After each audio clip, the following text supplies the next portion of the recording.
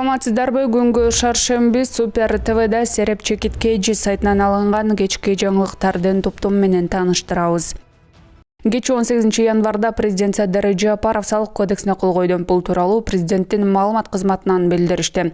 Салык кодекси жогорку кеңеш тарабынан 2021 жылдын 22 декабрында кабыл алынган. Салык кодексинин максаты болуп салык системасынын туруктуулугун камсыздоо, салыктарды администрациялоону оптималдаштыруу, салыктык жол жоболорду санариптештирүү, ишкердик иштерди жүргүзүүдө бирдей шарттарды түзүү жана көмүскө экономиканы кыскартуу болуп саналат. Кодекс менен салык салууга карата эки негизги ыкма каралган: пайдага салык, сатууга салыгы, кошумча нарк салыгы жана негизги салыктар каралган жалпы салык режими. Жалпы салык режимин жүгүртүүсү 30 миллион сомдон жогорку болгон эри бизнес субъекттери тарабынан колдонулат.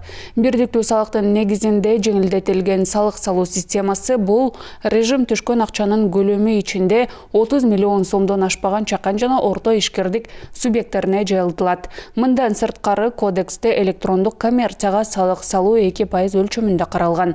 Ошондой эле чет өлкөлүк компаниялардан КНЭ салуу ишке киргизилүүдө. Ишкердик иш-аракеттерди жүргүзүү шарттарын теңдештирүү жана ата мекендик өндүрүүчүлөрдү колдоо максатында өндүрүш үчүн сатуудан алына турган салыктын ставкасы 1% өлчөмүндө каралган. Кодекске ылайык жеңилдиктер мөөнөттүк негизде жана натыйжалуулугуна баа берүү менен берилет. Баа берилүүгө тийиш болгон салыктык жеңилдиктердин тизмеси, ошондой эле салыктык жеңилдиктеринин баалуу тартиби жана түрлөрү министрлер кабинети тарабынан бекитилет.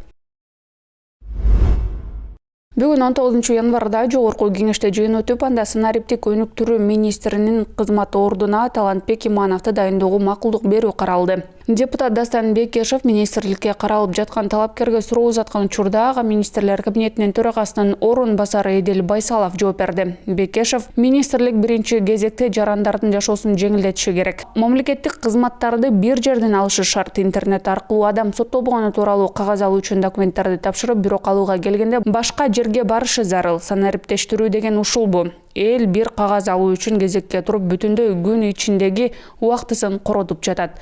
Президент салык кодексине кол койду, бирок аны эч ким таба албай жатат. Ушул бу санариптештирүү. Буга Байсалов: биз бул көйгөйлөрдү билебиз, бирок 10 жыл сиз бул жерде отуруп, бийликчил партиянын катарында болуп, санариптештирүүгө убада бергендерге кол чаап отурган адам катары сизге кырдаалды ары бери чайкабай эле койбойлубу? Жаңы президент келди, убакыт бериңиз, 2-3 жыл ичинде жыйынтык көрсөтөбүз, деди. Анда Бекешев: Байсалов, бул жерде кол чаап отурдуңуз, бийликтин партиясында болдуңуз, дейт. Мен соттолбогону тууралуу билдирмени жокко чыгаруу тууралуу мыйзам долбоорун демилгелеп чыккам.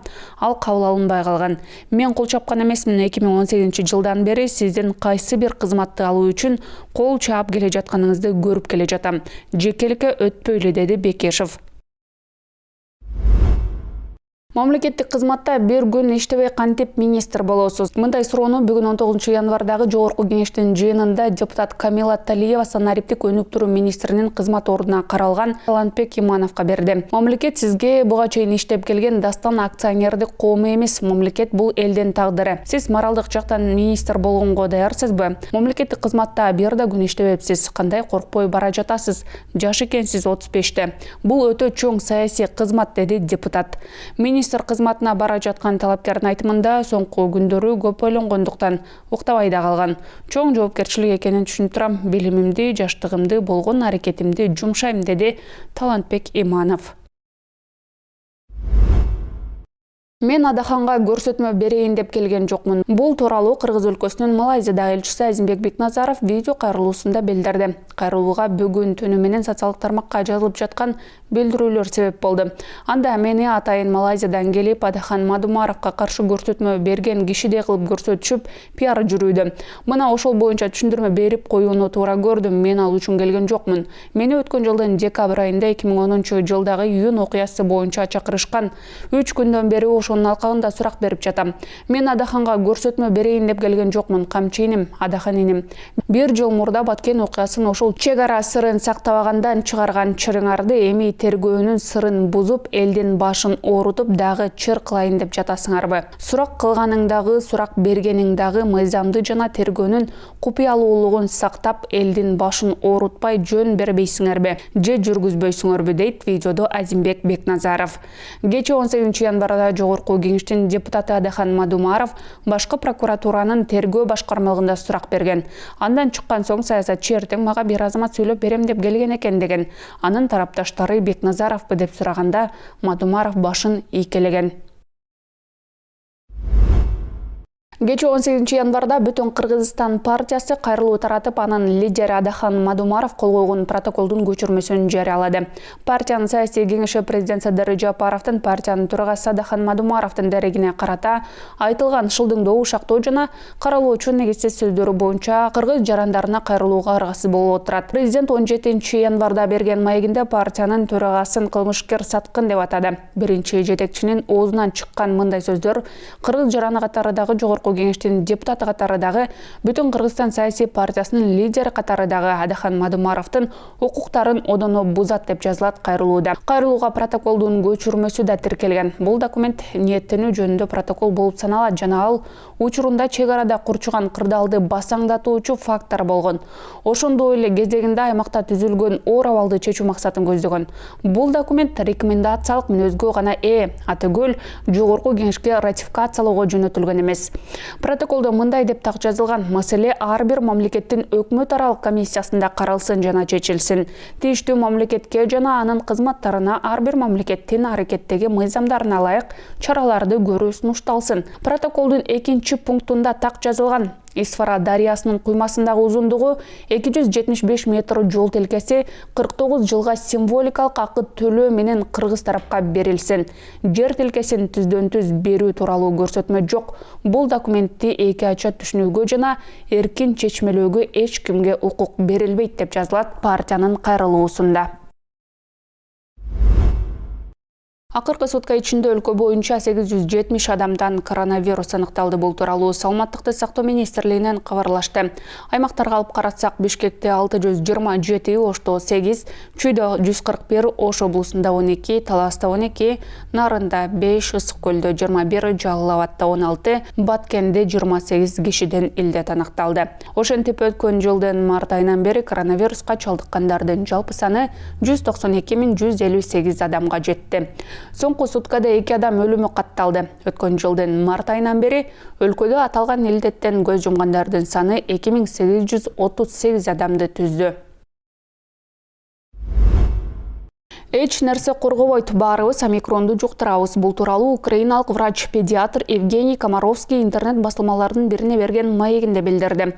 Омикрон өтө жугуштуу инфекция. Аны баары жуктурат. Ар бир адам бул вируска кабылат. Бул жерде эч кандай бет каптагы эпидемияга каршы иш-чаралар дагы жардам бербейт.